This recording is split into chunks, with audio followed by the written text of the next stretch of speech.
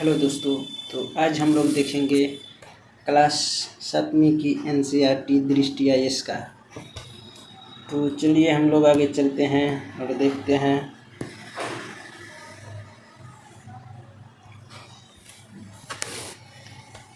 विज्ञान क्लास 7 विज्ञान देखेंगे। पादपों में पोषण। पादपों में पोषण की बात करें तो निम्नलिखित कथनों में से कौन से सत्य है? निम्नलिखित कथनों में से कौन से सत्य है? जो जीव अपना भोजन स्वयं संश्लेषित करते हैं स्वपोषी कहलाते हैं। जो जीव अपना भोजन स्वयं संश्लेषित करते हैं स्वपोषी कहलाते हैं। जो जीव अन्य पादपों द्वारा संश्लेषित भोजन ग्रहण करते हैं विषमपोषी कहलाते हैं, हेटेरोट्रॉफ कहलाते हैं। सही बात है, दोनों बात सही है। डिस्कशन देखेंगे। डिस्कशन उपयुक्त दोनों कथन सत्य है। सभी सजीवों को भोजन की आवश्यकता होती है। पादप अपना भोजन स्वयं बनाते हैं, इसलिए इन्हें स्वपोषी कहा जाता है। स्वपोषी कहा जाता है। जंतु एवं अधिकतर अन्य जीव पादपों द्वारा संश्लेषण भोजन ग्रहण करते हैं, इसलिए इसे विषमपोषी कहा जाता है। निम्नलिखित में किसे पादप की खाद्य फैक्ट्री कहा जाता है? किसे हम खाद्य फैक्ट्री कहेंगे? पत्ता, तना, जड़, शाखा। पत्ता, जड़। केवल हम लोग हैं ना जो पत्ता को ही काउंट करेंगे, केवल एक को ही हम खाद्य फैक्ट्री कहेंगे। पादपों में खाद्य पदार्थों का संश्लेषण मुख्यतः पत्तियों द्वारा होता है, इसलिए इन्हें पत्तियों का खाद्य फैक्ट्री कहते हैं। इसलिए इसे पत्तियों का खाद्य फैक्ट्री कहते हैं। मृदा में उपस्थित जल एवं खनिज जड़ द्वारा अवशोषित किया जाता है तथा वाहिकाओं के माध्यम से पत्तियों तक पहुँचते हैं। यहाँ तक देख लिए, तो आगे चलते हैं। निम्नलिखित में से कौन प्रकाश संश्लेषण के लिए आवश्यक है? क्लोरोफिल, सूर्य का प्रकाश, कार्बन डाइऑक्साइड, जल। कहता है प्रकाश संश्लेषण के लिए कौन कौन आवश्यक है? तो इसमें तो सब आवश्यक है, क्योंकि प्रकाश संश्लेषण ही सब क्रिया को मिलने से होता है और हमें ऑक्सीजन की प्राप्ति होती है। तो डिस्कशन देखते हैं। पत्तियों में हरा वर्णक होता है जिसे क्लोरोफिल कहते हैं। क्लोरोफिल सूर्य के प्रकाश की ऊर्जा का संग्रहण करने में पत्तियों की सहायता करता है। पौधे इन ऊर्जा का उपयोग जल एवं कार्बन डाइऑक्साइड से खाद्य संश्लेषण में करते हैं। यह खाद्य संश्लेषण सूर्य के प्रकाश की उपस्थिति में होता है, इसलिए इसे प्रकाश संश्लेषण कहते हैं। सूर्य सभी जीवों के लिए ऊर्जा का मुख्य स्रोत है। सूर्य सभी जीवों के लिए ऊर्जा का मुख्य स्रोत है। सूर्य प्रकाश संश्लेषण का अनिवार्य हिस्सा है, जिससे सभी जंतुओं को प्रत्यक्ष या अप्रत्यक्ष रूप से ऑक्सीजन तथा भोजन की प्राप्ति होती है। अब देखेंगे प्रकाश संश्लेषण के संदर्भ में निम्नलिखित कथनों पर विचार कीजिए। प्रकाश संश्लेषण की प्रक्रिया द्वारा ऑक्सीजन गैस तथा कार्बोहाइड्रेट बनता है। पत्तियों के अलावा पादपों के दूसरे हरे भाग में भी प्रकाश संश्लेषण होता है। इस प्रकार हमारा ऑप्शन ए और बी दोनों सही हुआ।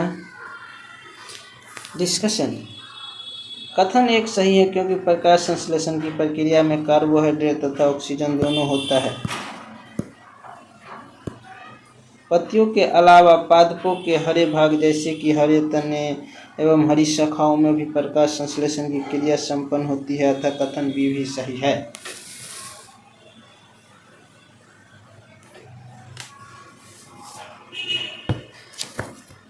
अब देखेंगे आगे।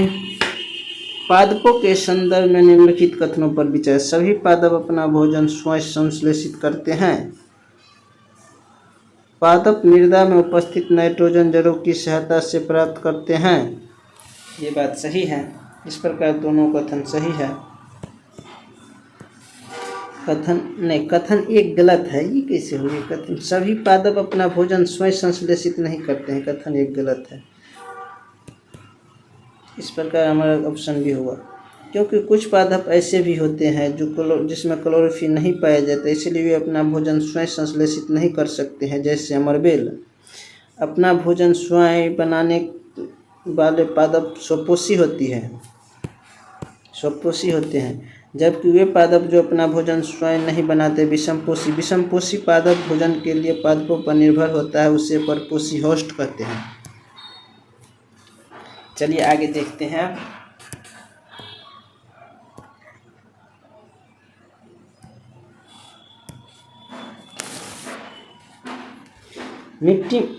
मिट्टी में उपस्थित कुछ जीवाणु गैसीय नाइट्रोजन को विलय पदार्थों में परिवर्तित करके मृदा में निर्मुक्त कर देते हैं, जिससे पादप जड़ों की सहायता से जल के साथ अवशोषित कर लेते हैं।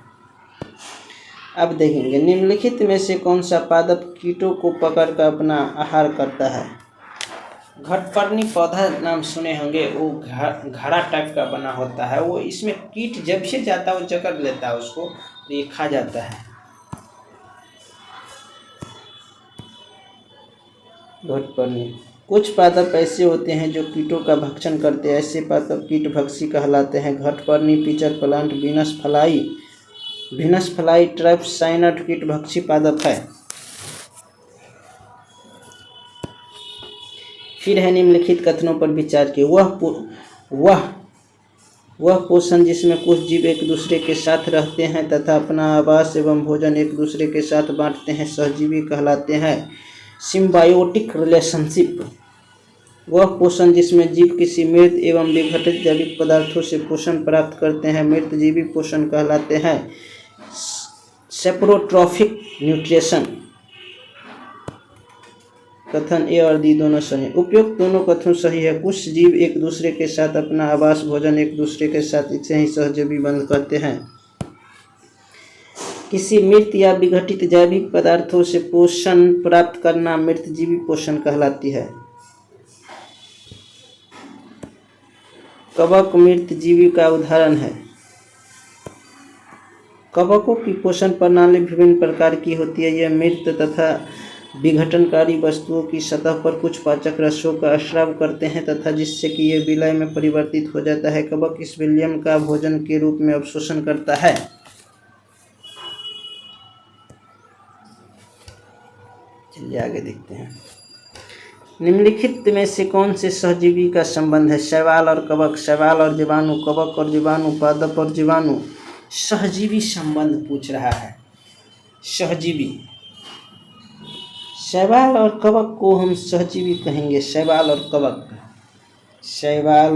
कवक को सहजीवी कहेंगे और पादप और जीवाणु को भी सहजीवी के अंतर्गत रखेंगे। तो हमारा ऑप्शन हो गया option number C. Option number C में क्या क्या है, शैवाल एवं कवक और उसके बाद पादप एवं जीवाणु। चलिए डिस्कशन देखते हैं। शैवाल और कवक के बीच सहजीवी संबंध होता है जिसे लाइकेन कहते हैं। समझ गए। सहजीवी संबंध। शैवाल में क्लोरोफिल उपस्थित होता है, ठीक है, जबकि कवक में क्लोरोफिल नहीं होता है। कवक शैवाल को रहने का स्थान, जल एवं पोषक तत्व उपलब्ध कराता है तथा बदले में शैवाल प्रकाश संश्लेषण द्वारा संश्लेषित खाद्य कवक को देता है, ठीक है। पादप और राइजोबियम जीवाणु भी सहजीवी का संबंध है। पादप और राइजोबियम जीवाणु अभी पढ़े ना। पादप और जीवाणु सहजीवी। ये जीवाणु गैसीय नाइट्रोजन को विलेय पदार्थों में भी परिवर्तित कर देते हैं, परंतु राइजोबियम अपना भोजन स्वयं नहीं बना सकते। ये चना, मटर, मूंग, सेम अन्य फलीदार पादपों की जड़ों में रहते हैं तथा उन्हें नाइट्रोजन की आपूर्ति करते हैं। इसके बदले पादप इन जीवाणुओं को आवेश एवं खाद्य प्रदान करते हैं।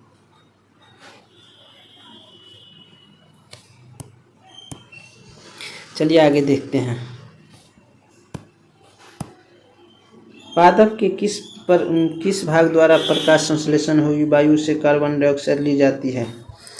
रंध्र के द्वारा पत्ते में छोटे छोटे छिद्र होते हैं जिसे ही रंध्र या स्टोमेटा कहलाता है। पत्तों की सतह पर उपस्थित सूक्ष्म रंध्रों द्वारा वायु में कार्बन डाइऑक्साइड प्रवेश करती है। ये रंध्र कोशिकाओं द्वारा होती है। अब आगे देखेंगे। प्रकाश संश्लेषण प्रक्रम द्वारा पौधा कार्बोहाइड्रेट का संश्लेषण। यह कार्बोहाइड्रेट निम्नलिखित में से किससे मिलकर बना होता है? यह कार्बोहाइड्रेट निम्नलिखित में से किससे मिलकर बना होता है? तो आगे देखेंगे आंसर। ये क्या कार्बन से मिलकर बना होता है? क्या ये हाइड्रोजन से मिलकर बना होता है? क्या ये ऑक्सीजन से मिलकर बना होता है? क्या ये नाइट्रोजन से? क्या ये फास्फोरस से? सही उत्तर का चयन करने के लिए कह रहा है। केवल केवल 1, 2 केवल 1, 2 और 3 सही होगा। 1, 2, 3 में कौन होगा? 1 कार्बन, 2 नाइट्रोजन, ऑक्सीजन, ये तीनों है ना।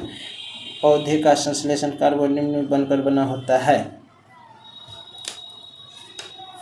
आगे डिस्कशन देखते हैं। कार्बोहाइड्रेट कार्बन, हाइड्रोजन और ऑक्सीजन से मिलकर बना, इसलिए विकल्प भी सही होगा। दालों की फसल के संबंध में निम्नलिखित कथनों पर विचार कीजिए। दालों की फसलों के लिए उन्हें मृदा में नाइट्रोजनी उर्वरक देने की आवश्यकता नहीं पड़ती है।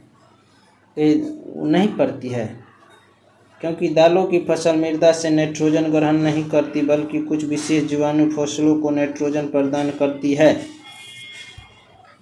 कहने का मतलब ये है। अब आगे देखते हैं।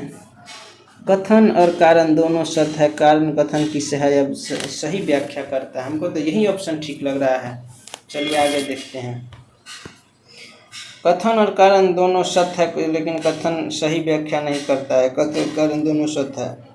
चलिए आगे देखते हैं डिस्कशन। ऑप्शन ए सही है।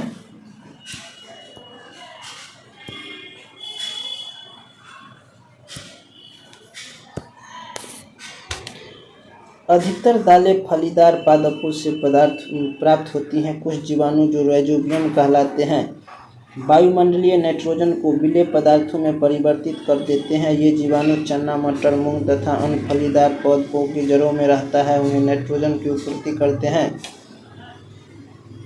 इसके बदले पादप राइजोबियम को आवास एवं खाद्य प्रदान करता है, तो इन्हें सहजीवी संबंध कहते हैं। अब अगला चैप्टर देखेंगे, प्राणियों में पोषण। क्लास 7 का दूसरा चैप्टर, प्राणियों में पोषण। स्टारफिश तारा मछली के संदर्भ में कौन सा कथन सही है? इसका आहार कैल्शियम कार्बोनेट के कठोर कवच से बनता है। ठीक है। भक्षण के लिए कवच खोलने के बाद अपने मुख से आमाशय बाहर निकालता है और तथा जंतु के कोमल भाग को खा जाती है। ये भी सही है। भक्षण के लिए कवच खोलने के बाद अपने मुख से आमाशय बाहर निकलता है और खोल देती है। ये दोनों सही बात है। डिस्कशन देखते हैं। तारा मछली भोजन को सीधे आमाशय में ही ग्रहण करती है। यह कैल्शियम कार्बोनेट के कठोर कवच वाले जंतुओं को आहार बनाती है।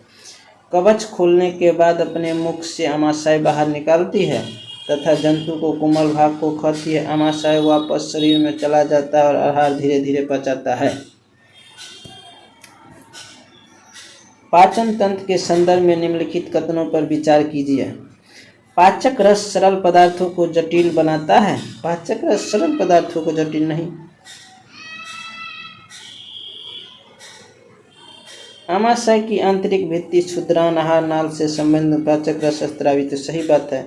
तो इसमें पूछ रहा है गलत कौन है? गलत असत पूछ रहा है। असत पूछ रहा है तो केवल एक आंसर होगा। केवल एक आंसर होगा, क्योंकि पाचक रस जटिल पदार्थों को सरल बनाता है। जटिल को आहार नाल एवं संबंध ग्रंथियां मिलकर पाचन तंत्र का निर्माण करता है। आमाशय की आंतरिक भित्ति क्षुद्रान आहार नाल से संबंध ग्रंथियां पाचक रस स्रावित करती है, जो पाचन रस में सहायक होते हैं। सही है। निम्नलिखित कथनों में कौन सही है? यकृत शरीर की सबसे बड़ी ग्रंथि है। यकृत पीत रस स्रावित नहीं करती है। बोल रहा है यकृत शरीर की सबसे बड़ी ग्रंथि है और यकृत पीत रस स्रावित नहीं करती है। तीसरा है पीत रस पाचन में महत्वपूर्ण भूमिका निभाती है। पीत रस है ना जो पाचन में महत्वपूर्ण भूमिका निभाती। ये सब ठीक है। दिए गए सही उत्तर का चयन कीजिए। पीत रस यकृत पीत रस स्रावित करती है, यही गलत है। कथन 2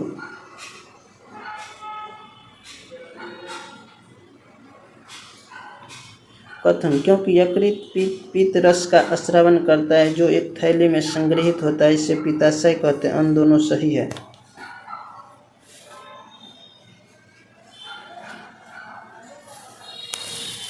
अब आगे देखेंगे रूमिनेंट अथवा रोमंथी जंतुओं के संदर्भ में निम्नलिखित तत्वों में से कौन सा सही है।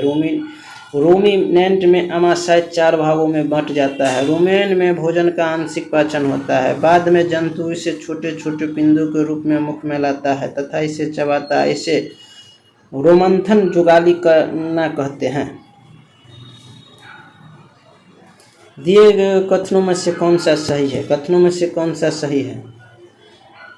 रूमेंट में आमाशय 4 भागों में बंट जाता है। रूमेन में भोजन का आंशिक पाचन होता है। बाद में जंतु इसे छोटे छोटे पिंडों में लाता है तथा इसे चबाता है। इसे जुगाली कहते हैं।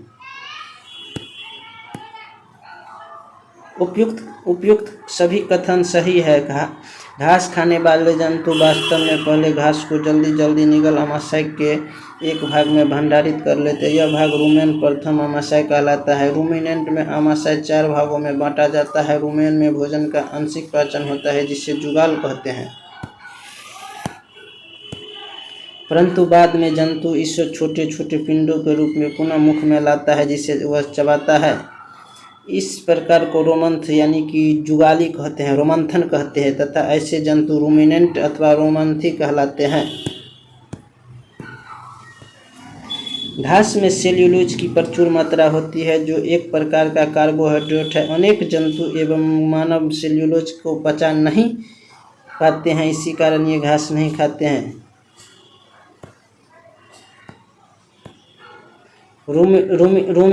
रूमिनेंट में क्षुद्रांत एवं विद्रांत के बीच एक थैलोरमा बड़ी संरचना होती है जिसे अर्धनाल कहते हैं। भोजन के सेल्यूलोज का पाचन यहाँ पर कुछ जीवाणुओं द्वारा किया जाता है जो मनुष्य के आहार नाल में उपस्थित होते हैं।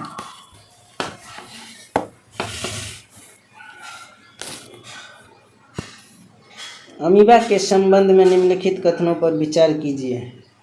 यह जलाशयों में पाए जाने वाला सिंगल जीव है, एक कोशिकीय जीव है।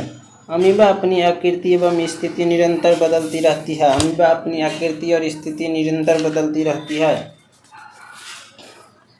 अमीबा की कोशिका में एक कोशिका झिल्ली, एक गोल संद्रक बुलबुल के समान अनेक धमनियां होती है। इस प्रकार तीनों सही है। अब नेक्स्ट आगे देखेंगे।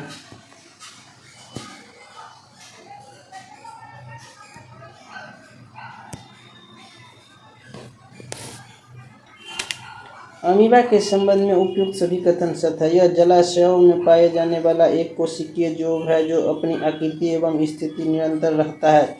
इसकी कोशिका में एक कोशिका झिल्ली, एक गोल संग्रह केंद्र, कोशिका द्रव में बुलबुले के समान अनेक धमनियां बहकर उपस्थित होता है।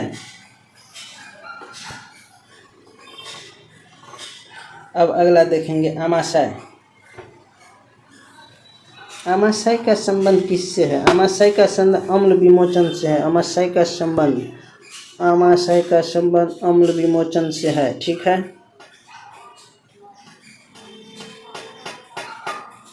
छोटी आंत का संबंध किससे है। छोटी आंत का पचे भोजन की रुधिर वाहिकाओं से है। छोटी आंत का संबंध पचे भोजन की रुधिर वाहिकाओं से है। बड़ी आंत का संबंध क्या है। बड़ी आंत का संबंध जल अवशोषण से है। और यकृत का संबंध शरीर की सबसे बड़ी ग्रंथि से है। इस प्रकार हमारा आंसर बी सही हुआ।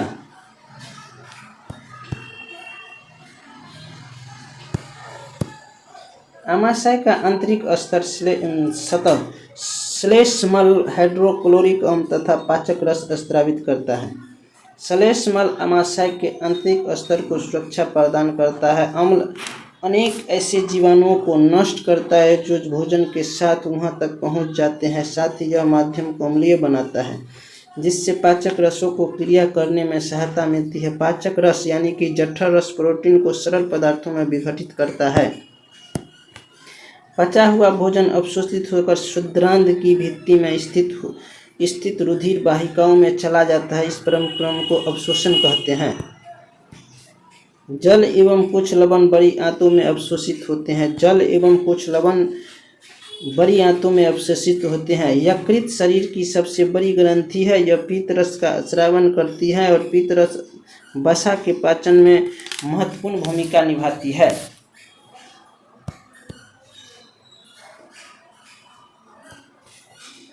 निम्नलिखित कथनों पर विचार कीजिए। कार्बोहाइड्रेट, प्रोटीन एवं वसा महत्वपूर्ण संघटक है। कार्बोहाइड्रेट, प्रोटीन तथा महत्वपूर्ण संघटक है, सही बात है। इसका पाचन जंतुओं के शरीर में इसी रूप में होता है, नहीं होता है। व्याख्या। कार्बोहाइड्रेट, प्रोटीन, विटामिन आदि हमारे भोजन के प्रमुख संगठन है, परंतु इनका पाचन हमारे शरीर में इस रूप में न होकर इनके छोटे छोटे अवयव के रूप में होता है। जैसे कार्बोहाइड्रेट का ग्लूकोज के रूप में, वसा का पाचन अम्ल या ग्लिसरॉल के रूप में, प्रोटीन का पाचन अमीनो अम्ल के रूप में होता है। पाचन क्रिया के संदर्भ में निम्नलिखित कथनों पर विचार कीजिए। कार्बोहाइड्रेट सरल शर्करा की ग्लूकोज में परिवर्तित करता है। वसा अम्ल एवं ग्लिसरॉल में परिवर्तित करता है। प्रोटीन अमीनो अम्ल में परिवर्तन करता है। इस प्रकार सभी कथन सत्य है। छोटी आंत में पाचन का एक महत्वपूर्ण चरण है। यह यकृत एवं अग्नाशय में स्राव प्राप्त करती है। इसके अतिरिक्त इनकी भित्ति कुछ रस स्रावित करती है। अग्नाशय से अग्नाशय रस निकलता है जो कार्बोहाइड्रेट एवं प्रोटीन पर क्रिया करता है और तथा इनको सरल रूप में परिवर्तित करता है।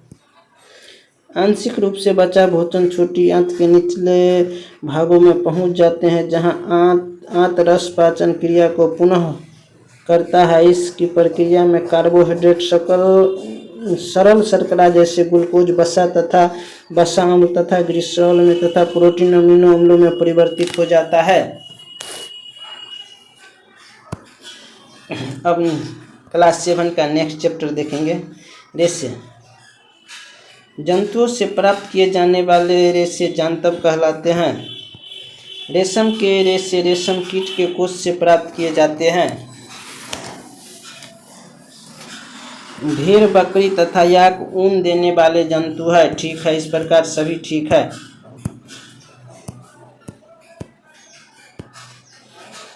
जंतुओं से प्राप्त किए जाने वाले रेशे जांतव रेशे कहलाते हैं। इनमें रेशम के फाइबर रेशम कीट के कोकून से प्राप्त होते हैं तथा ऊन के अलावा ऊन रेशे भेड़, बकरी तथा याक के बालों से प्राप्त किया जाता है। निम्नलिखित कथन में से कौन सा सही है? अंगोरा एक ऊन को अंगोरा नस्ल की बकरियों से प्राप्त किया जाता है। अंगोरा नस्ल की बकरियां कश्मीर के पहाड़ी क्षेत्रों में पाई जाती है। पश्मीना शॉल अंगोरा नस्ल की बकरियों की त्वचा पर उपस्थित मुलायम बालों वाले फर से बनाई जाती है। कहता है अंगोरा, कौन सा कथन से? अंगोरा ऊन अंगोरा नस्ल के बकरियों से तो प्राप्त होता है। अंगोरा नस्ल की बकरियां कश्मीर के पास, बट कश्मीर में और जगह।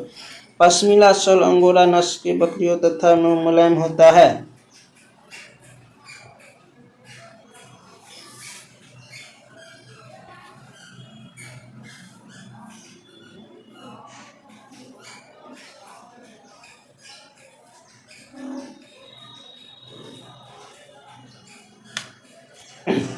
चलिए आगे देखते हैं।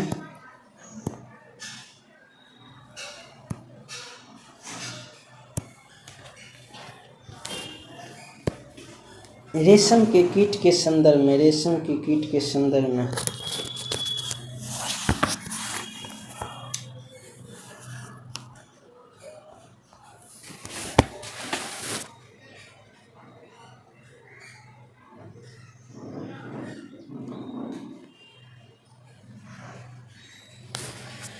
रेशम के कीट के संदर्भ में देखेंगे। रेशम कीट पालन को सेरीकल्चर कहते हैं। रेशम कीट के जो पालन करता है इसको हम लोग क्या कहते हैं? सेरीकल्चर।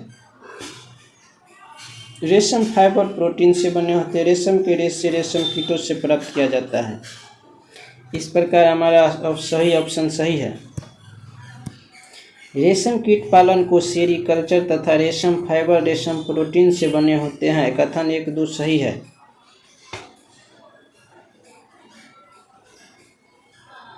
रेशम कीट रेशम के रेशों का एक आवरण कोकून बनाते हैं। कोकून से रेशम को पृथक करके उसका संसाधन किया जाता है और फिर धागा बनता है।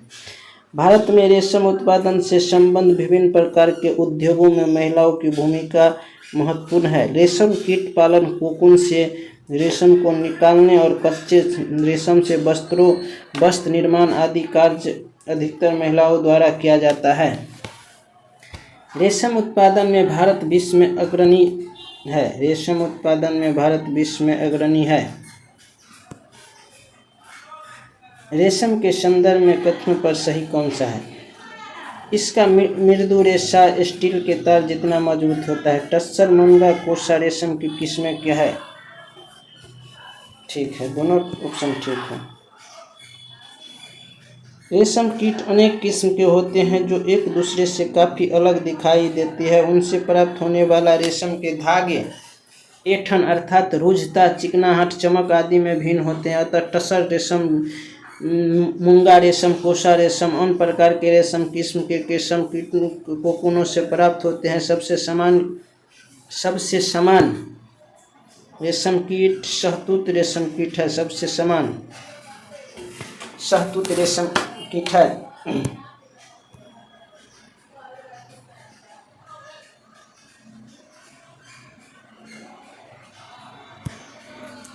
अब देखेंगे आगे। निम्नलिखित कथनों पर रेशम की खोज सर्वप्रथम भारत में हुई। प्राचीन काल में जिस मार्ग से रेशम का व्यापार विभिन्न देशों में होता था उस मार्ग का आज सिल्क रूट के नाम से जाना जाता है। रेशम की खोज भारत में नहीं चीन में हुई है। अब डिस्कशन देखेंगे। ऑप्शन नंबर केवल बी यानी कि ऑप्शन 2 सही है। रेशम की खोज सर्वप्रथम चीन में हुई है, भारत में नहीं हुई है। रेशम उद्योग को प्रारंभ में चीन से गुप्त रखा गया। बाद में यात्रियों और व्यापारियों ने रेशम को अन्य देशों में प्रचलित किया। जिस मार्ग से उन्होंने यात्रा की थी उसी को आज भी उसे सिल्क रूट कहते हैं। इसको उसे आज क्या कहते हैं? सिल्क रूट कहते हैं। अब अगला चैप्टर देखेंगे उष्मा कला 7 का।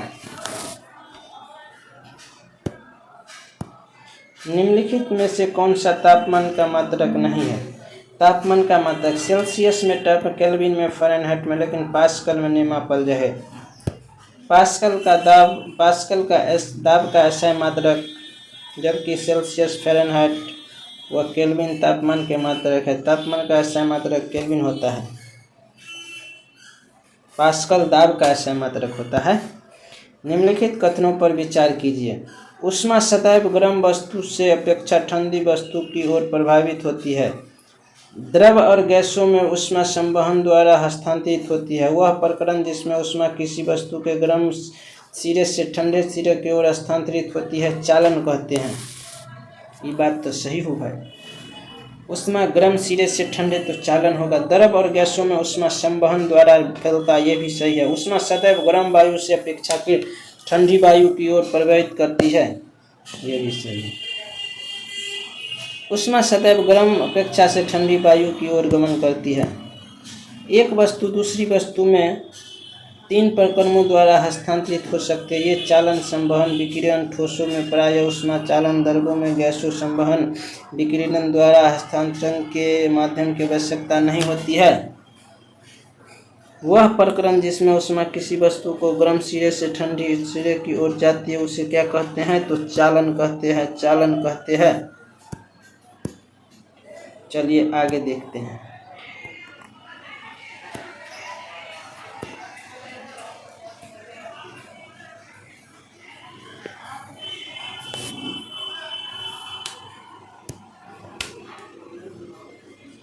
सुमिलित कीजिए। थल समीर के बहने का समय, थल समीर के बहने का समय रात को होता है। थल समीर कब बहता है? तो रात को। थल समीर रात को, थल समीर के बहने का समय रात को। इस प्रकार हम लोगों का समुद्र समीर के बहने, समुद्र समीर कब बहता है? समुद्र समीर दिन को होता है। गहरे रंग के कपड़े पहनने का समय, गहरे रंग के कपड़े पहनने का समय क्या होता है?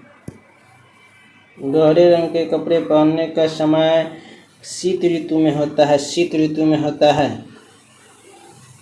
और हल्के रंग के कपड़े पहनने का समय ग्रीष्म ऋतु में होता है। इस प्रकार ऑप्शन हमारा ये ठीक हुआ। आगे देखते हैं। दिन के समय स्थल जल की अपेक्षा अधिक गर्म होता है। स्थल, दिन के समय स्थल जल की अपेक्षा अधिक गर्म होता है। स्थल के ऊपर वायु गर्म होकर ऊपर उठती है तथा इसका स्थान लेने के लिए समुद्र की ओर ठंडी वायु की स्थल की ओर बहती है। चक्र को पूरा करने के लिए स्तर की ओर गर्म वायु समुद्र की ओर चलने लगती है। समुद्र की ओर आने वाले इस ठंडी वायु को समुद्री समीर कहते हैं। समुद्र समीर की ठंडी वायु का लाभ लेने के लिए तटीय क्षेत्रों को भवनों की खिड़कियों समुद्र में लाई जाती है। रात्रि में यह प्रक्रम ठीक विपरीत हो जाता है। समुद्र का जल स्थल की अपेक्षा धीमा गति से ठंडा होता है, इसलिए स्थल की ओर से ठंडी वायु समुद्र की ओर चलती है। थल समीर कहलाता है। यह रात्रि के समय होती है।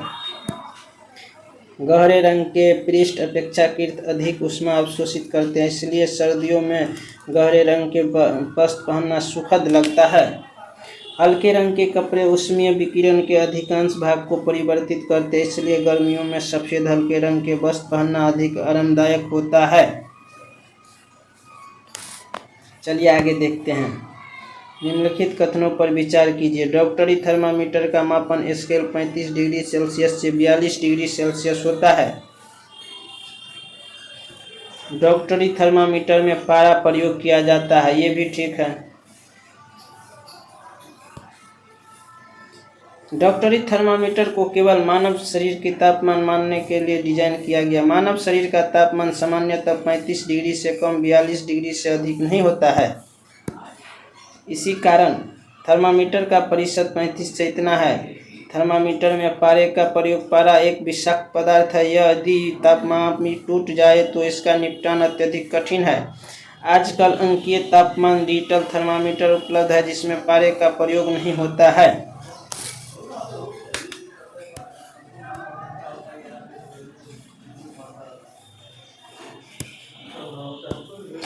निम्नलिखित कथनों पर विचार करें। गहरे रंग की वस्तुएं हल्के रंग की वस्तुओं की अपेक्षा उसमें विकिरणों को कम अवशोषित करती है। गहरे रंग की वस्तुएं हल्के रंग की वस्तुओं की अपेक्षा कम।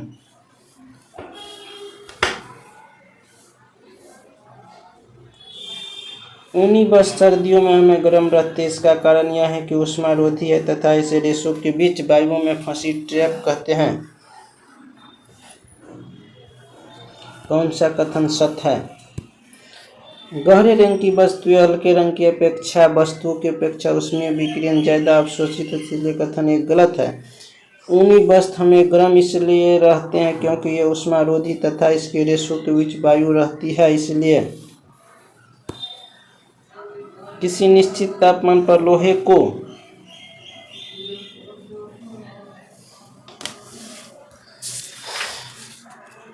किसी निश्चित तापमान पर ताप के लोहे को गोले को उसी ताप के जल में डुबाया जाता है तो लोहे के ऊष्मा का अच्छा चालक होने की वजह से लोहा का गोला और गर्म हो जाएगा। क्या हो जाएगा? और गर्म। लोहे का गोला ठंडा और जल का ताप अधिक हो जाएगा। लोहा का गोला ठंडा और जल का ताप अधिक हो जाएगा। लोहे में गोले तथा जल के ताप में कोई परिवर्तन नहीं होगा। गोले अथवा जल दोनों का ताप कम हो जाएगा। उपयुक्त कथन में से कौन सा सही है? केवल 3। लोहे के गोले तथा जल के ताप में कोई परिवर्तन नहीं होगा। ऊष्मा सदैव ठंडी हवा की ओर प्रवाह होती है। चूंकि लोहे का गोला एवं जल समान ताप पर है, तो ऊष्मा का प्रवाह किसी भी दिशा में न तो गोला से जल की और न जल से गोले की दिशा में इस प्रकार कोई परिवर्तन नहीं होगा।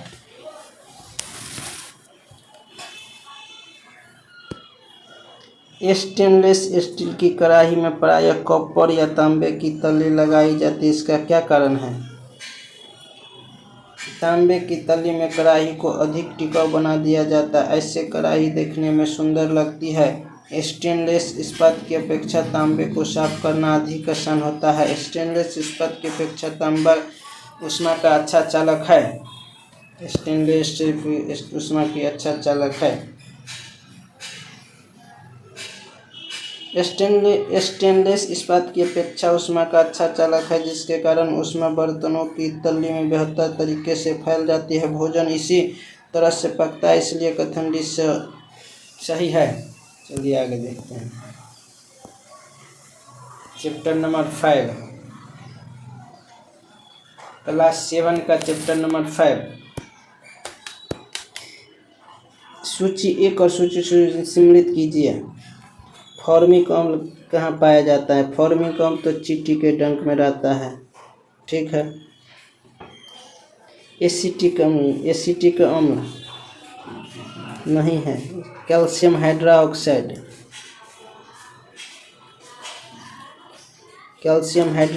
चूने के पानी में। कैल्शियम हाइड्रोक्साइड चूने के पानी में। टार्ट्रिक अम्ल भगले के इमली में। और सोडियम हाइड्रोक्साइड साबुन में। सोडियम हाइड्रोक्साइड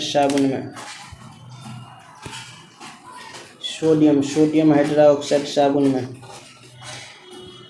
कुछ प्रमुख अम्ल संबंधित पदार्थों में अम्ल तथा नाम उसका जिसमें पाया जाता है। एसिटिक अम्ल सिरका में पाया जाता है। एसिटिक अम्ल सिरका में। साइट्रिक अम्ल नींबू कलसिट्रेट जैसे संतरा नींबू में। ऑक्जेलिक अम्ल पालक में। टार्ट्रिक अम्ल इमली अंगूर कच्चे आम में। उपयुक्त सभी अम्ल प्राकृतिक अम्ल के उदाहरण है। क्षारक का नाम पदार्थ जिसमें पाया जाता है। सोडियम बाइकार्बोनेट खाने के सोडा में। अमोनियम हाइड्रोक्साइड खिड़की के कांच आदि साफ करने में लाया जाने वाले मर्जक में। मैग्नीशियम हाइड्रोक्साइड दूध या मिल्क ऑफ मैग्नीशिया में। इस तरह से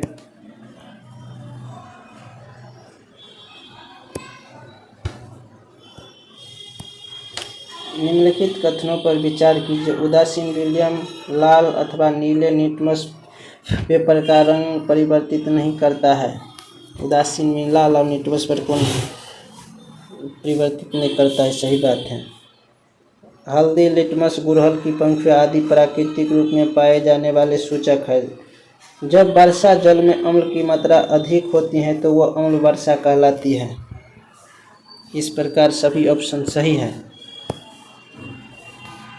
ऐसे पदार्थ न तो अम्लीय होते हैं और न ही क्षारीय उदासीन कहलाते। ये लाल अथवा नीले लिटमस को रंग को परिवर्तित नहीं करता है। कोई पदार्थ अम्लीय अथवा क्षारीय, इसका परीक्षण करने के लिए विशेष प्रकार के पदार्थों का प्रयोग किया जाता है। ये पदार्थ सूचक कहलाते हैं। हल्दी, लिटमस, गुड़हल की पंखुड़ियाँ इत्यादि प्राकृतिक रूप से पाए जाने वाले सूचक।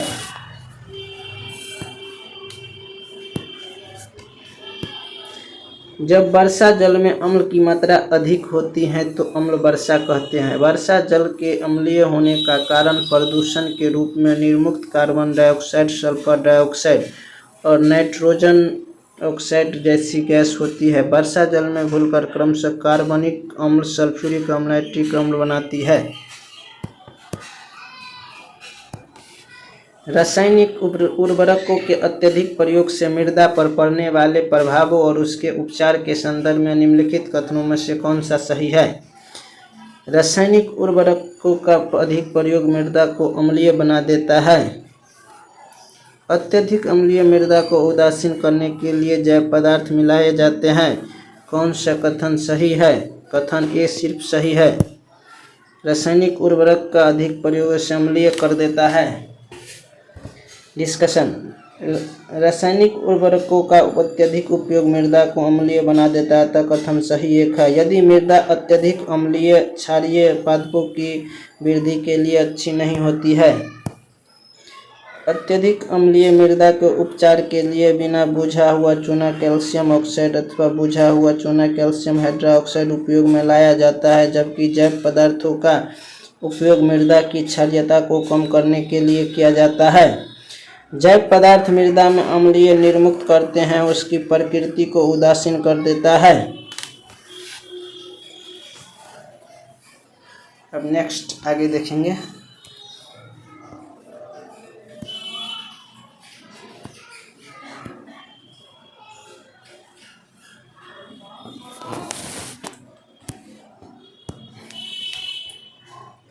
दैनिक जीवन में उदासीनीकरण के उदाहरणों में निम्नलिखित कथनों पर विचार कीजिए। कारखानों के अपशिष्ट कचरे में अम्लीय पदार्थ मिश्रित होते हैं। इनको जलाशयों में विसर्जित करने से पहले क्षारीय पदार्थ मिलाकर उदासीन किया जाता है।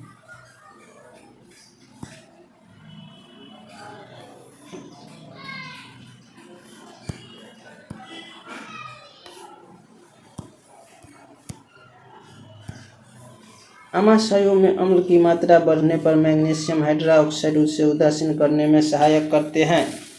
ठीक बात है। चींटी के डंक के प्रभाव को नमयुक्त खाने का सोडा सोडियम हाइड्रोजन कार्बोनेट तथा कैलामाइन विलियम की सहायता से उदासीन किया करता है। डिस्कशन देखेंगे। कारखानों के कचरों में अम्लीय पदार्थ मिश्रित होते हैं। ऐसे पदार्थों को सीधे ही जलाशयों में विसर्जित किया जाए तो मछली और अन्य जलीय जीवों को अम्ल नष्ट कर सकते हैं। अतः क्षार मिलाकर इनको उदासीन किया जाता है। आमाशयों में हाइड्रोक्लोरिक अम्ल पाया जाता है, जो भोजन के पाचन में सहायक होता है, परंतु इसकी अधिकता से अपचन हो जाता है। इस स्थिति से मुक्ति पाने के लिए मैग्नीशियम जैसी कोई प्रति अम्ल लेते हैं, जिसमें मैग्नीशियम हाइड्रोक्साइड होता है, जो अत्यधिक अम्ल के प्रभाव को उदासीन कर देता है। चींटी के डंक के प्रभाव को नमयुक्त खाने का सोडा सोडियम कार्बोनेट तथा कैल्शियम विलियम की सहायता से उदासीन किया जाता है, जिसे जिंक कार्बोनेट कहते हैं। निम्नलिखित कथनों पर विचार कीजिए। हमारे दंत क्षय हेतु अम्ल जिम्मेदार है। ये तो सही है। हमारे दांत के मध्य फंसे खाद्य पदार्थ अम्ल विमोचित करने में सहायक है। ये भी ठीक है। सामान्यतः हमारे मुख में जीवाणु पाए जाते हैं, परंतु उनमें हमें कोई हानि नहीं होती है। फिर भी खाने के पश्चात यदि हम दांत या मुख साफ न करें तो मुख में अनेक हानिकारक जीवाणु वास करके वृद्धि करने लगते हैं। ये जीवाणु दांतों के बीच फंसे भोजन को शर्करा का विघटन कर अम्ल विमोचित करता है। यह अम्ल धीरे धीरे दांतों को क्षति पहुंचाते हैं। चॉकलेट, ठंडे पेय, चीनी युक्त मिठाई या अन्य पदार्थ दंत क्षय हेतु उत्तरदायी है। दांत की अम्लता को दूर करने के लिए तुष्ट पेट में नमक क्षार का प्रयोग किया जाता है।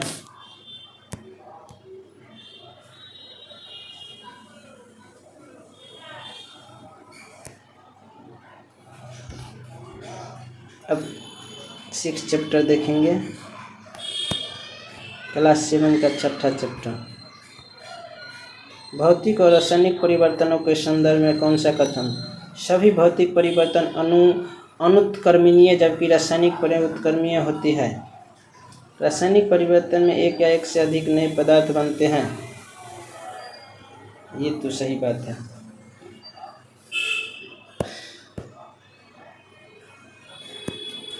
ऐसा परिवर्तन जिसका विपरीत दिशा में भी परिवर्तन संभव हो, वो उत्क्रमणीय परिवर्तन कहलाता है। भौतिक परिवर्तन सामान्यतः उत्क्रमणीय होता है।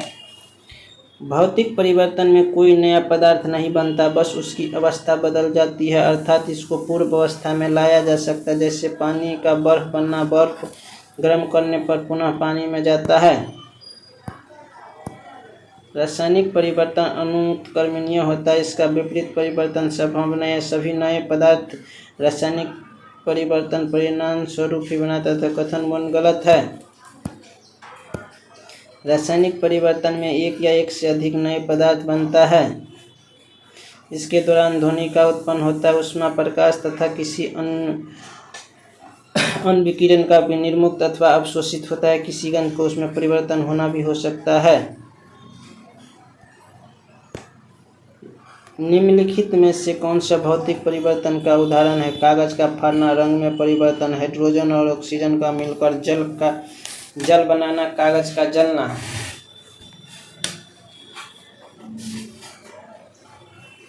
नीचे दिए गए कूट का प्रयोग करके सही उत्तर का चयन कीजिए।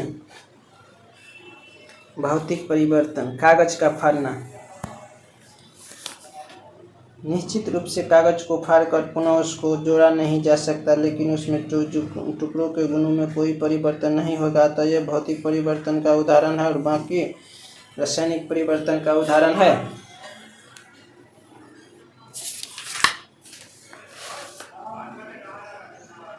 आगे देखेंगे। ओजोन कथनों पर विचार कीजिए। ओजोन का विघटन एक रासायनिक परिवर्तन है।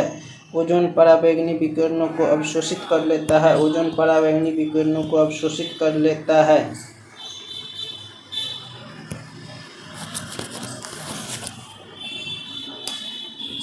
उपयुक्त कथनों में से कौन सा सही है? कि केवल 1, केवल 2, केवल 3, केवल 1 और 2 दोनों सही है। हमारे वायुमंडल में ओजोन एक परत पाई जाती है। यह हमें सूर्य के प्रकाश में उपस्थित हानिकारक पराबैंगनी विकिरणों से बचाती है। ओजोन पराबैंगनी विकिरणों को अवशोषित कर लेती है और ऑक्सीजन में परिणत हो जाती है। यदि ओजोन द्वारा पराबैंगनी विकिरणों अवशोषित नहीं होती तो वह पृथ्वी के सतह पर पहुँच कर हमें अन्य जीवों की हानि पहुँचाती है। ओजोन का उपयोग जल को रोगाणु रहित करने से भी होता है। निम्नलिखित पर विचार कीजिए। लोहे में जंग लगना एक रासायनिक परिवर्तन है। लवण जल जंग लगने की दर को बढ़ा देती है। तो हाँ, सही बात है, लोहे में जंग लगना रासायनिक परिवर्तन है। इस प्रकार ऑप्शन सी सही हुआ। लोहे में जंग लगना एक रासायनिक परिवर्तन है। लवण जल की उपस्थिति इस प्रक्रिया को तीव्र करती है। लोहे को जंग से बचाने होती जस्ता की परत चढ़ाई जाती है। इस परत को यशद लेपन या गैल्वेनाइजेशन कहते हैं। स्टेनलेस स्टील लोहे में कार्बन और क्रोमियम, निकेल और मैंगनीज जैसी धातु से मिलकर बनाया जाता है। इसमें जंग नहीं लगती है। रसोई के गैस सिलेंडर में गैस द्रव के रूप में रहती हैं। सिलेंडर से बाहर आते ही यह गैस में परिवर्तित हो जाता है। रसोई गैस के सिलेंडर में गैस द्रव के रूप में रहती हैं, लेकिन सिलेंडर से बाहर यह गैस में परिवर्तित हो जाती है। फिर यहीं बर्नर पर जलती है। परिवर्तन भी। निम्नलिखित कथनों में से सही कथन का चुनिए।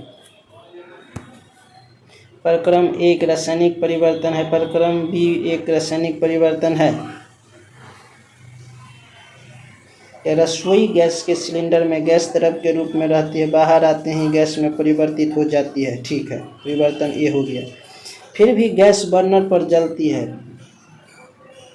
परिवर्तन भी। निम्नलिखित प्रक्रम भी। सिलेंडर में द्रव के रूप में मौजूद गैस के बाहर आते ही गैस में परिवर्तित होकर भौतिक परिवर्तन है, क्योंकि इस प्रक्रिया में गैस रासायनिक संरचना में कोई परिवर्तन नहीं है, जबकि गैस जलने के दौरान उसमें ऊष्मा प्रकाश अनुत्पाद होते हैं। तो यह रासायनिक प्रक्रिया है।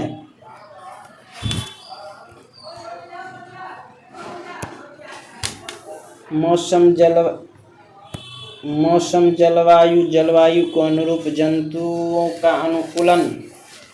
क्लास 7 का साइंस का 7वां चैप्टर। मौसम और जलवायु के संदर्भ में कथनों पर विचार कीजिए। किसी स्थान पर तापमान, आर्द्रता, वर्षा, वायु वेग आदि के संदर्भ में वायुमंडल के प्रतिदिन की परिस्थिति, उस स्थान को मौसम कहते हैं। किसी स्थान के मौसम की लंबी अवधि में एकत्रित आंकड़े के आधार पर बना मौसम का पैटर्न उस स्थान की जलवायु कहलाता है। उपयुक्त कथनों में से कौन सा सही है? ये दोनों। किसी स्थान पर तापमान, आर्द्रता, वायु वेग आदि के संदर्भ में वायुमंडल की प्रतिदिन की परिस्थिति उस स्थान का मौसम कहलाता है। किसी स्थान के मौसम की लंबी अवधि में एकत्रित आंकड़े के आधार पर बना मौसम का पैटर्न उस स्थान की जलवायु कहलाता है। व्याख्या देखेंगे।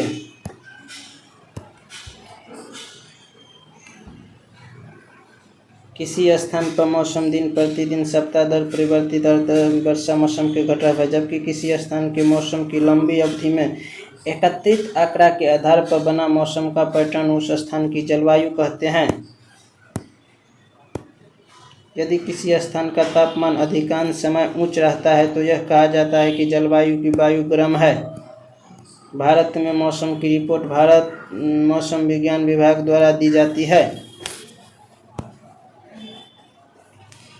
ध्रुवीय क्षेत्रों के संदर्भ में निम्नलिखित कथनों पर विचार कीजिए। यहाँ 6 महीने के दिन और 6 महीने की रात होती है।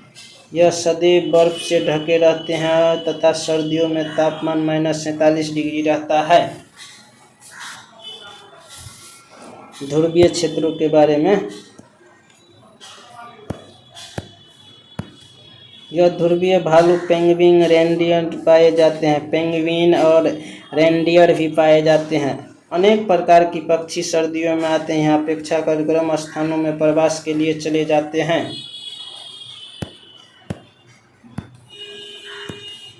उपयुक्त सभी कथन सही है। ध्रुवीय क्षेत्रों में वर्षा के 6 माह सूर्यास्त नहीं होता है, शेष 6 माह सूर्योदय नहीं होता है। इन क्षेत्रों में चरम जलवायु पाई जाती है, अतः ये क्षेत्र सदैव बर्फ से ढका रहता है, अर्थात सर्दियों में तापमान -37 डिग्री तक होता है। यहाँ वर्ष के अधिकांश भाग में अत्यधिक सर्दी रहती है।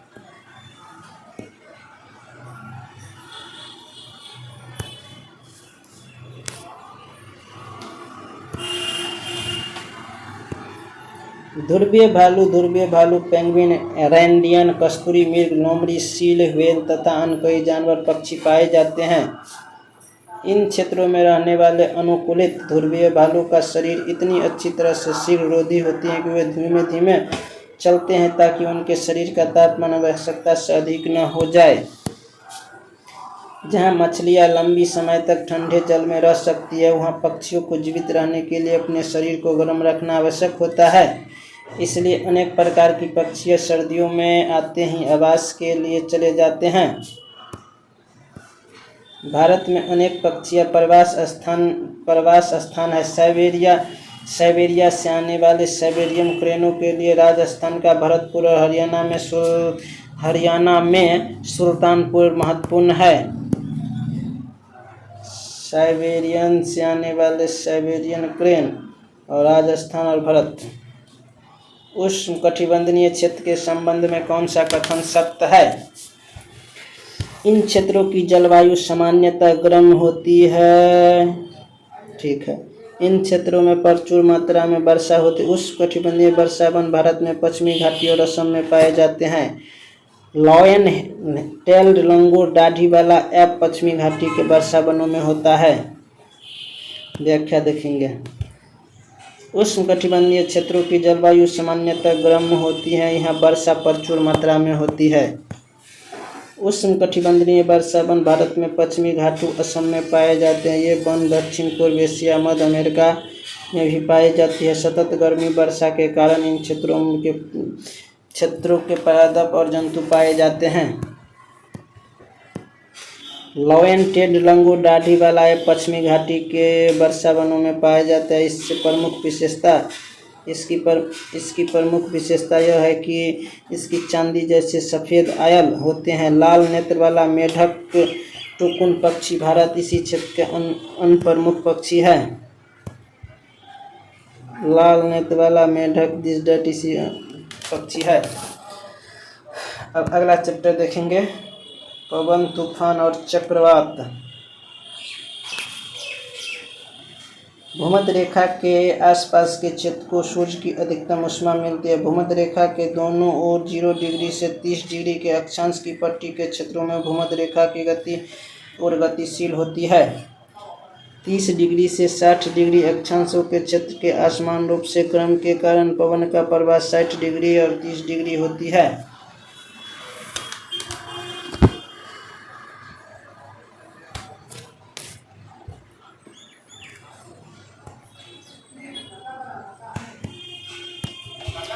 भूमध्य रेखा पर सूर्य की किरणें सीधे पड़ती है, इसलिए भूमध्य रेखा के आसपास को अधिकतम ऊष्मा प्राप्त होती है।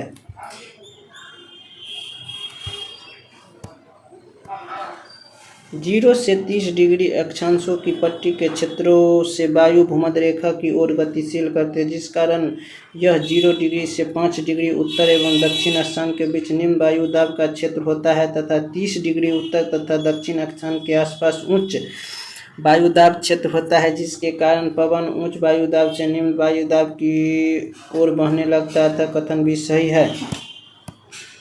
उच्च अक्षांशों पर सूर्य की किरणें तिरछी पड़ती है, इसलिए 30 डिग्री से 60 डिग्री के बीच पृथ्वी की सतह असमान रूप से गर्म होती है। 30 डिग्री उत्तरी और दक्षिणी अक्षांश के आसपास उच्च वायुदाब, 60 डिग्री अक्षांश के आसपास निम्न वायुदाब क्षेत्र होता है। इस कारण पवन का प्रवाह 30 डिग्री अक्षांश 60 डिग्री अक्षांश की ओर होता है। पवन प्रवाह के संदर्भ में निम्नलिखित कथनों में से कौन सा कथन सही है? पवन प्रवाह। शीतकाल में पवन के प्रवाह की दिशा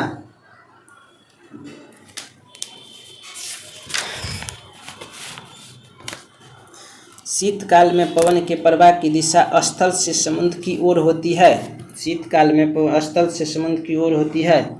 ग्रीष्मकाल में पवन समुद्र से स्थल की ओर होती है। ग्रीष्मकाल में पवन समुद्र से स्थल की ओर होती है। समुद्र से आने वाली पवन अपने साथ जलवाष्प लाता है, जिससे वर्षा होती है।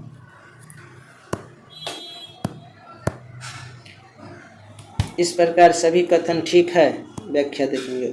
उपयुक्त सभी कथन सही है। गर्मियों में स्थलीय क्षेत्र अधिक तेजी से गर्म होता है और अधिकांश समय स्थल का ताप समुद्री जल की अपेक्षा अधिक रहता है। स्थल के ऊपर की वायु गर्म होकर ऊपर उठ जाती है, इससे पवन समुद्र से स्थल की ओर बहता है। शीतकाल में पवन की प्रवाह की दिशा विपरीत हो जाती है। समुद्र से आने वाली पवन अपने जलवाष्प लाता है, जिससे वर्षा होती है। त्वरित झंझावात और चक्रवात के संदर्भ में विचार कीजिए। वायुमंडल में ऊंचे स्तरों पर पानी के नीचे गिरती बूंदें ऊपर उठती वायु परस्पर उच्च वेग से गति करती हैं, जिससे त्वरित झंझावात का निर्माण होती है। चक्रवात का केंद्र का एक शांत क्षेत्र होता है। चक्रवात के केंद्र का एक शांत क्षेत्र होता है। ठीक है, आगे व्याख्या देखेंगे।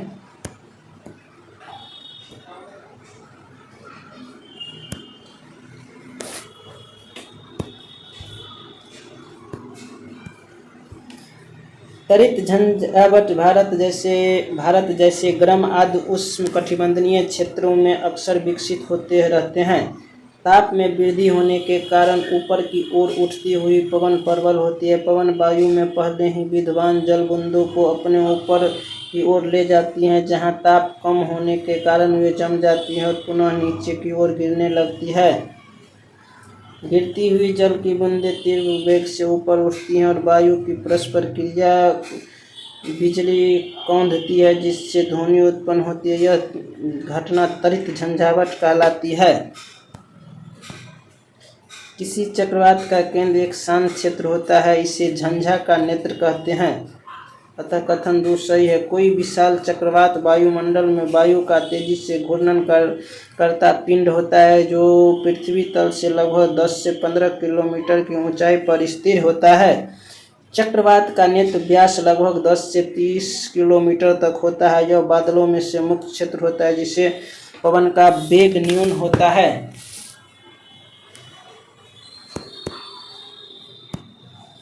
चक्रवात के संदर्भ में निम्नलिखित कथनों पर विचार कीजिए।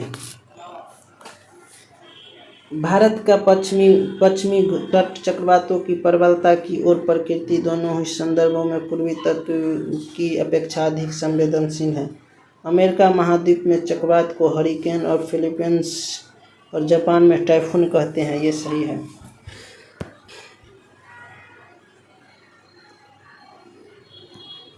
भारत में संपूर्ण तटरेखा विशेष रूप से पूर्वी तट चक्रवातों के लिए संवेदनशील है, परंतु भारत की पश्चिमी चक्रवात प्रबलता आवृत्ति दोनों ही अपेक्षा के कम संवेदनशील है। विश्व के विभिन्न भागों में चक्रवात को अलग अलग नामों से जाना जाता है। अमेरिका महाद्वीप को हरिकेन जबकि फिलीपींस और जापान में इसे टाइफून कहते हैं। अमेरिका महाद्वीप में इसे हरिकेन जबकि जापान में यह टाइफून। जापान और फिलीपींस में। अगला क्वेश्चन, पवन के वेग में वृद्धि वायु दाब में वृद्धि करती है। पवन सदैव अधिक वायु दाब वाले क्षेत्र से कम वायु दाब वाले क्षेत्र में गति करता है। पवन सदैव अधिक वायु दाब से कम वायु दाब में, ठीक है। पवन वेग में वृद्धि, वायु दाब में वृद्धि नहीं। जबकि पवन का वेग बढ़ने से वायु दाब वास्तव में कम होता है, वास्तव में वायु दाब कम होता है, परंतु सदैव वायु दाब वाले कम वायु दाब की ओर गति करता है। इसके उदाहरण समीर, समुद्र समीर, भारत में ग्रीष्मकाल में चलने वाला दक्षिण पश्चिम मानसून, शीतकाल में चलने वाला उत्तर पश्चिम मानसून है।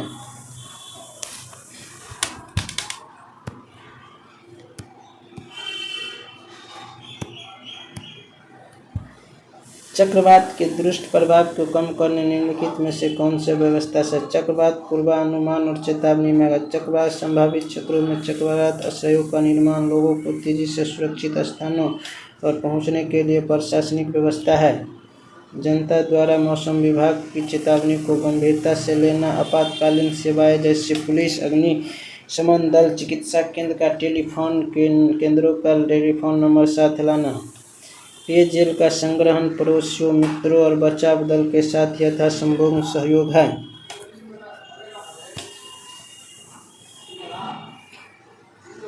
की सहायता से आज चक्रवात क्षेत्र में बहुत तीव्र 48 घंटे पहले ही चक्रवात सतर्कता और चक्रवात सूचना जारी कर दी गई और चक्रवाती चेतावनी कम से कम 24 घंटे पहले जारी कर दी जाती है। अब अगला चैप्टर है मृदा। सूची 1 और सूची 2 को सम्मिलित कीजिए। मृदा की परतें और उनकी विशिष्टताएं।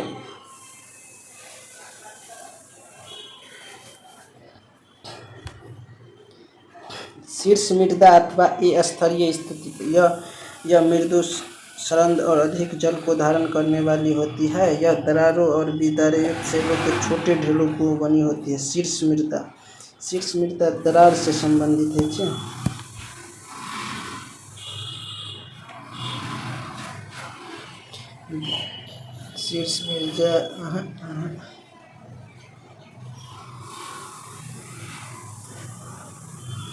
शीर्ष मृदा ये हो गया।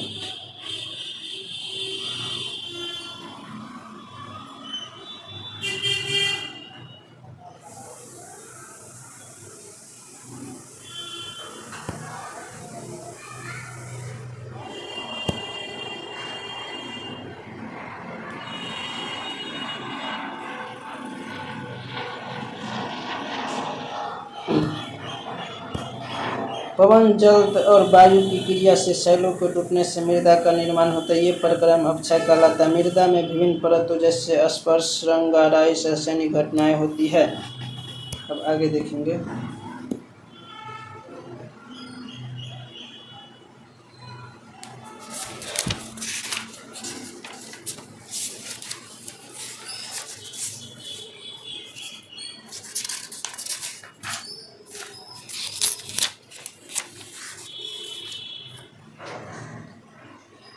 चलिए तो यहाँ देखते हैं।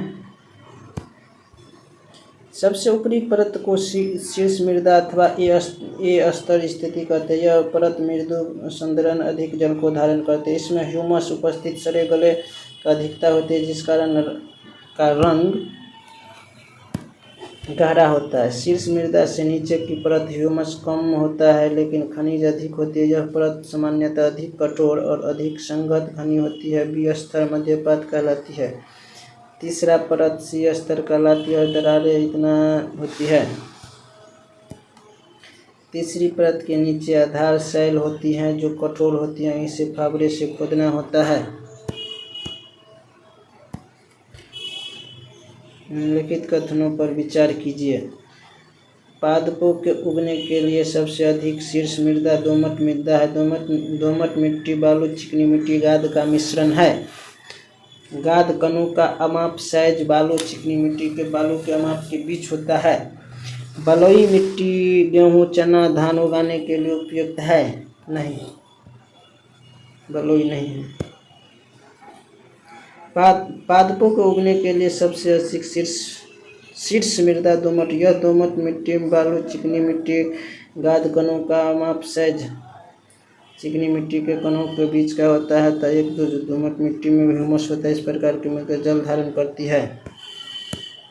चिकनी मिट्टी मृत्तिका जिसको कहते हैं। दोमट मिट्टी गेहूं चना और धागा उगाने के लिए उपयुक्त है जबकि कपास को बलुई में दोमट मृदा में उगाया जाता है। गेहूं जैसे फसल महीन मेघमय मृदा में उगाई जाती हैं क्योंकि यह ह्यूमस में समृद्ध अत्यधिक उर्वरक होती हैं। कपास के लिए बलुई मिट्टी मृदा अधिक होती है जिसमें जल की निकासी आसानी से होती है जो पर्याप्त परिमाण में वायु को धारण करती है। किसी गर्म दिन के दोपहर में किसी खेत अथवा खुले मैदान में जमीन के ऊपर वायु कम दीप्त होती दिखाई पड़ती है। क्यों? सूर्य के प्रकाश के परावर्तन के कारण विवर्तन के कारण वायु के ईंधन उपयुक्त है। गर्म दिनों में जल के वाष्पन के कारण ऊपर उठती जलवाष्प वायु में अपेक्षाकृत सघन बना होता है। इससे सूर्य के प्रकाश की परावर्तन के कारण मृदा ऊपर वायु कंडित होती है। मृदा के संबंध में निम्नलिखित कथनों पर विचार कीजिए। जल पवन बर्फ मृदा के ऊपरी भाग को हटाना अपर्दन कहलाता है। पॉलीथीन रसायन कीड़ानाशी मृदा को प्रदूषित करते हैं। मृदा का अपरदन मरुस्थल अथवा बंजर भूमि जैसे स्थानों पर अधिक होता है जहाँ की सतह बहुत कम अथवा कोई वनस्पति नहीं होती। अतः वृक्षों की कटाई और वनोन्मूलन को रोका जाना चाहिए। अतः हरित क्षेत्रों को बढ़ाने के प्रयास के लिए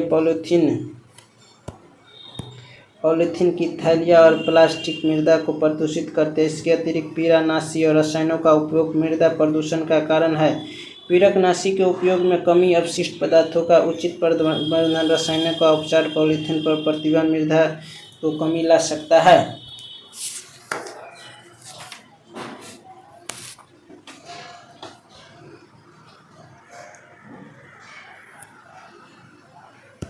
अब आगे देखेंगे जीवों में शोषण। हमारी पेशियों में संचित होता है। कौन सा पदार्थ हमारी पेशियों में संचित होता है? लैक्टिक अम्ल। बहुत देर तक व्यायाम करने से तेजी से दौड़ने या साइकिल चलाने अथवा भारी वजन उठाने जैसे कार्यों के लिए अधिक ऊर्जा की आवश्यकता होती है। लेकिन ऊर्जा उत्पन्न करने के लिए हमारे शरीर को ऑक्सीजन की आपूर्ति सीमित होती है। ऐसी स्थिति में पेशी कोशिकाएं अवायवीय शोषण द्वारा ऊर्जा की अतिरिक्त मांग को पूरा करती है। इस प्रक्रम में ग्लूकोज आर्थिक विखंडन से लैक्टिक अम्ल और कार्बन डाइऑक्साइड का निर्माण करते हैं। इस लैक्टिक अम्ल का संचय पेशियों में ऐंठन करता है। गर्म पानी में स्नान करने अथवा शरीर की मालिश करने पर ऐंठन से आराम मिलता है क्योंकि इससे रक्त का संचार बढ़ता है। इसके परिणामस्वरूप पेशियों को ऑक्सीजन की आपूर्ति बढ़ जाती है। इससे लैक्टिक अम्ल और कार्बन डाइऑक्साइड और जल विखंडन हो जाता है। Next question. अंतःशोषित और वायु तथा उच्चवासित वायु में ऑक्सीजन का प्रतिशत कितना है? अंतःशोषित और उच्च शोषित वायु में ऑक्सीजन का प्रतिशत कितना है?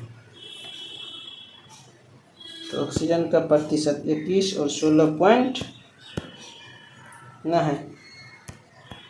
डिस्कशन देख लेते हैं। हम जिस वायु का अंतः शोषण तथा उच्छ्वसन करते वह गैसों का मिश्रण होता है। अतः श्वसित वायु में 21% ऑक्सीजन तथा इतना % कार्बन डाइऑक्साइड, जबकि उच्छ्वसित वायु में उच्छ्वसित ऑक्सीजन तथा इतना % कार्बन डाइऑक्साइड होता है। चलिए तो आज रहने देते हैं और अगला क्लास जल्द ही होगा।